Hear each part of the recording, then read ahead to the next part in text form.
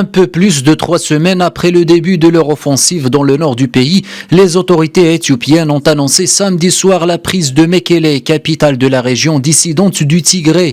C'est le premier ministre éthiopien Abiy Ahmed qui l'a annoncé sur ses réseaux sociaux.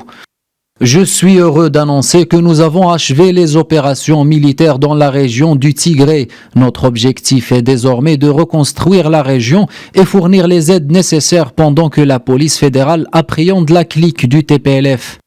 Le gouvernement fédéral éthiopien avait annoncé jeudi le lancement de son offensive finale.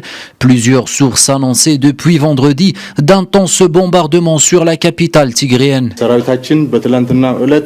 Notre armée avait préparé une offensive pour contrôler la ville de Mekele sans faire de dégâts.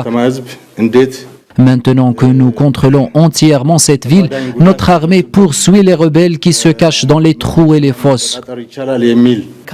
L'armée éthiopienne précise que plus de 7000 membres du commandement nord de l'armée fédérale ont été libérés.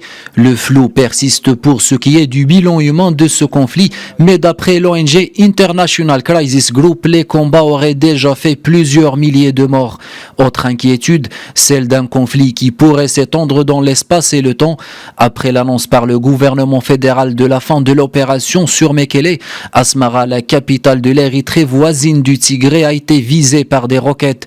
C'est la 3e fois en 2 semaines que l'Érythrée est prise pour cible, les dissidents tigriens lui reprochant de soutenir le gouvernement d'Addis Abeba.